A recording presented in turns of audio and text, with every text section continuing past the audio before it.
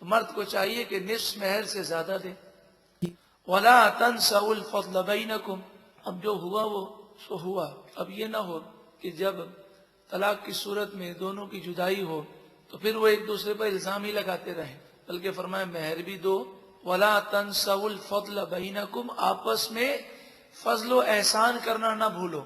چاہیے کہ کوئی آپس میں تحفہ تحائف دے کر بات کو ختم کر کے کہ اب کوئی کسی کی غیبت نہیں کرے گا اور تہمت نہیں لگائی جائے گی اور معاملہ یہیں پہ ختم کر دیا جائے.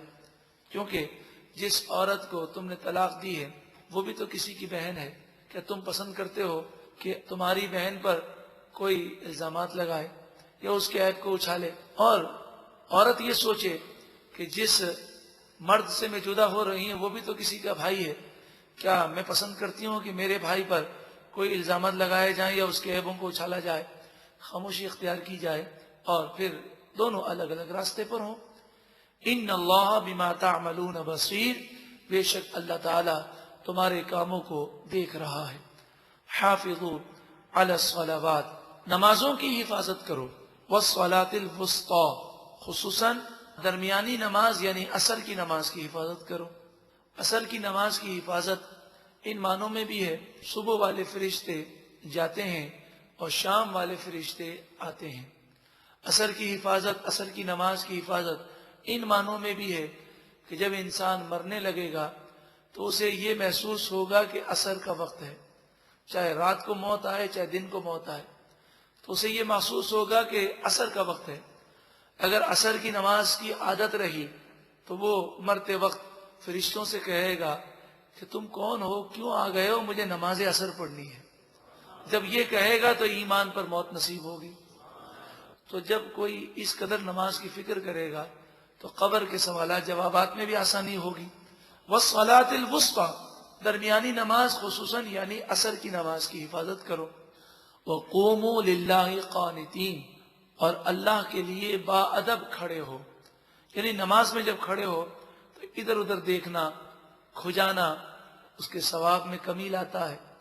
اور بسا اوقات تو کھجانا جو ہے یہ نماز کو توڑ بھی دیتا ہے. لباس سے کھیلنا، داڑھی شریف سے کھیلنا، یا سیدھا کھڑا نہ رہنا، یا نگاہ نیچی نہ کرنا، یہ سب باتیں درست نہیں اور بعض باتیں تو نماز کو توڑ دیتی ہیں. وقوموا للہ قانتین. اور اللہ کے دربار میں با ادب کھڑے رہو. فَإِنْ خِفْتُمْ. پس اگر تم خوف کرو فَرِجَالًا أَوْ رُكْبَانًا. تو تمہاری جو بھی طاقت ہو. رجال کے معنی ہے پیدل، رکبانہ کے معنی ہے سوار ہو کر. جب تم خوف کی حالت میں ہو تو چاہو تو پیدل نماز پڑھ لو، چاہے سوار ہو کر نماز پڑھ لو. فَإِذَا أَمِنْتُمْ. پھر جب تم امن کی حالت میں ہو فَاذْكُرُوا اللَّهَ كَمَا عَلَّمَكُمْ. تو اللہ کو ویسے یاد کرو جیسا اللہ نے تمہیں سکھایا. مَا لَمْ تَكُونُوا تَعْلَمُونَ. وہ باتیں اللہ نے تمہیں سکھائی جو تم نہیں جانتے تھے. وَالَّذِينَ يُتَوَفَّوْنَ مِنْكُمْ. اور تم میں سے جو انتقال کر جائیں. وَيَذَرُونَ أَزْوَاجًا. اور بیویاں چھوڑ جائیں. وَصِيَّةً لِأَزْوَاجِهِمْ. ان پر لازم ہے اپنی بیویوں کے لیے وصیت کریں. متاعًا. سامان کی، نا نفقہ اور خرچے کی. الی الحول. 1 سال تک. غیر اخراج. بغیر نکالے ہوئے. یعنی وہ وصیت کر کے جائیں کہ میری بیوی میرے گھر میں 1 سال رہے گی اور اسے 1 سال تک خرچہ دیا جائے گا. جس نے قرآن سمجھنے کے لیے رسول اللہ صلی اللہ علیہ وسلم کا فیض نہیں لیا اور صحابہ اور بزرگان دین کا فیض نہیں لیا وہ اس آیت کو سمجھنے میں کوتاہی کرے گا. یہ آیت کا حکم منسوخ ہے. پہلے جب عدت 1 سال تھی تب یہ آیت نازل ہوئی اور اس وقت وصیت کرنا بھی لازمی تھا. پھر جب شریعت نے وراثت میں بیوہ کا حصہ مقرر کر دیا اور عدت 4 مہینے اور 10 دن رکھ دی گئی تو اب یہ آیت کا حکم منسوخ ہے. فَإِنْ خَرَجْنَا. پس اگر وہ عورتیں گھر چھوڑ کر چلی جائیں. فَلَا جُنَاحَ عَلَيْكُمْ. پس تم لوگوں پر کوئی گناہ نہیں. فِي مَا فَعَلْنَ فِي أَنفُسِهِنَّ مِن مَّعْرُوفٍ. ان تمام باتوں میں جو عورتیں اپنے نفس کے بارے میں فیصلہ کریں دستور کے مطابق. آج بھی گو کہ 4 مہینے 10 دن عدت ہے، لیکن اگر کوئی عورت اس مقام پر عدت نہ گزارے اور اپنی ماں کے گھر چلی جائے، وہ عورت گناہگار ہوگی کہ شوہر کے گھر میں عدت گزارنا اس پر واجب ہے۔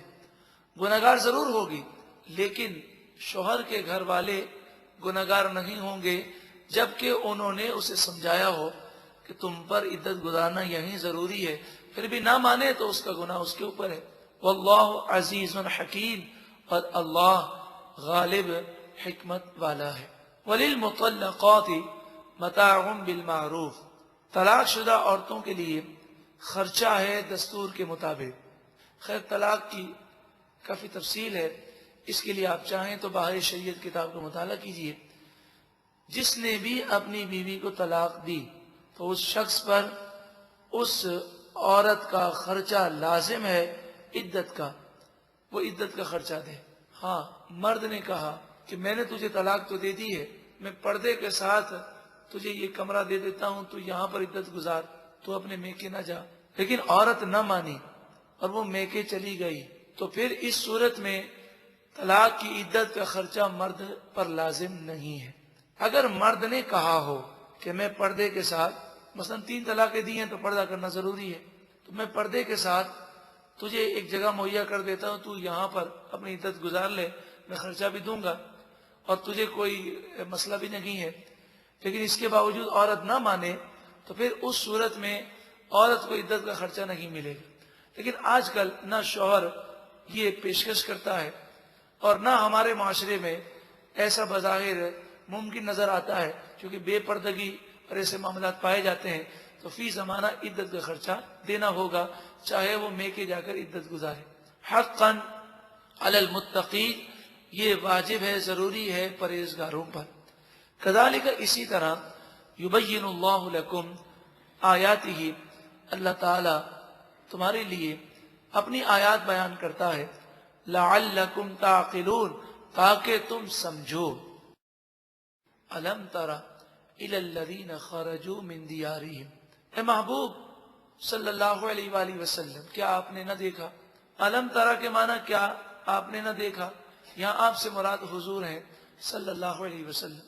الی الذین خرجوا من دیارہم، ان لوگوں کی طرف کہ جو اپنی بستیوں سے نکل کر بھاگے، یہ بنی اسرائیلی تھے جو ہزاروں کی تعداد میں تھے، وہم الوف، اور وہ ہزاروں تھے، حذر الموت، موت کے ڈر سے۔ یہاں پر 2 باتیں قابل غور ہیں۔ نبی کریم صلی اللہ علیہ وآلہ وسلم سے تو یہ بہت پہلے کا واقعہ ہے، اور عربوں کا یہ انداز ہے کہ جب علم ترا کہتے ہیں تو اس کے معنی یہ ہے کہ جس آدمی نے وہ معاملہ دیکھا ہو، اسے جب اس معاملے کا ریپیٹ کرتے ہیں تو اسے کہتے ہیں علم ترا، کیا آپ نے نہ دیکھا تھا؟ یہ عربوں کا معمول ہے۔ تو جب حضور بعد میں ہیں اور یہ واقعہ پہلے ہے تو پھر حضور سے یہ کیوں فرمایا گیا علم ترا؟ حالانکہ عربوں کا تو اسلوب یہ ہے کہ علم ترا اس سے کہا جاتا ہے جو اس واقعے کو دیکھ چکا ہو۔ قربان جائیے حضور کی شان پر صلی اللہ علیہ وسلم کہ مفسرین فرماتے ہیں کہ اللہ تبارک و تعالی ہر چاہت پر قادر ہے۔ رب العالمین نے اپنے محبوب کو کائنات میں ہونے والے تمام واقعات دکھا دیے۔ وہ چاہے تو ماضی کو بھی پیش کر سکتا ہے، حال کو بھی پیش کر سکتا ہے، اور مستقبل کو بھی پیش کر سکتا ہے۔ دوسری بات یہ ہے کہ اس شہر سے کیوں نکلے تھے؟ اس کی وجہ یہ تھی کہ ان کے شہر میں طاعون پھیل گیا تھا۔ چوہوں سے ایک بیماری پھیلتی ہے طاعون، اور کئی لوگ ہلاک ہو گئے، تو یہ بستی چھوڑ کر بھاگ گئے۔ اور شرعی مسئلہ یہ ہے کہ جس علاقے میں وبا پھیل جائے اس علاقے سے بھاگنا منع ہے، اور اس کی حکمت یہ بیان کی جاتی ہے اگر وبا پھیل جائے اور سب بھاگ جائیں تو مریض تو تڑپ تڑپ کے مر جائیں گے، ان کی تیمارداری کون کرے گا؟ اب مسئلہ یہ تھا کہ لوگ وبائی شخص کو ہاتھ نہیں لگاتے، اس کی تیمارداری نہیں کرتے، تو نبی کریم صلی اللہ علیہ وآلہ وسلم نے ایک اصول بیان کر دیا۔ آپ نے فرمایا کسی کی بیماری کسی کو اڑ کر نہیں لگتی، تو تیمارداری کرنے کا حکم بھی ہے، اور یہ اطمینان رکھا جائے کہ اس کی بیماری مجھے نہیں لگی، تو کسی کی بیماری بھی نہیں لگتی اور اس علاقے سے بھاگنا بھی جائز نہیں۔ یہ بھاگے اور جنگل میں آ کر انہوں نے خیمے ڈالے اور کہا کہ یہاں وبا نہیں ہے، یہاں پر ہم پڑاؤ کریں گے۔ فقال لهم اللہ موتوا، بس ان سے اللہ نے فرمایا مر جاؤ سب. تو اللہ کی طرف سے ایک فرشتے نے آواز دی موتو، سب مر جاؤ. سب کے دل بند ہو گئے، ہارٹ فیل ہماری اصطلاح میں، اور وہ سب مر گئے. 70,000 بعض مفسرین نے ان کی تعداد لکھی. اس دور کے نبی کا گزر اس مقام سے ہوا. انہوں نے دیکھا کہ لاشیں پھٹ گئی ہیں، بدبو آ رہی ہے. انہوں نے اللہ کی جناب میں دعا کی، اللہ تعالی نے کرم کیا. ثم پھر احیاہم، اللہ نے انہیں دوبارہ زندہ کر دیا. اس آیت میں درس یہ دیا جا رہا ہے کہ موت سے فرار ممکن نہیں ہے. ہاں، احتیاطی تدابیر اختیار کرنا اور چیز ہے، مگر موت سے ڈر کر جہاد میں نہ جانا، یا موت سے ڈر کر مریض کی خدمت نہ کرنا، یا موت سے ڈر کر علاقہ چھوڑ کر بھاگ جانا، یہ نادانی ہے. ان اللہ لذو فضل علی الناس، بے شک اللہ لوگوں پر فضل کرنے والا ہے. ولکن اکثر الناس لا یشکرون، ہاں لیکن اکثر لوگ شکر نہیں کرتے.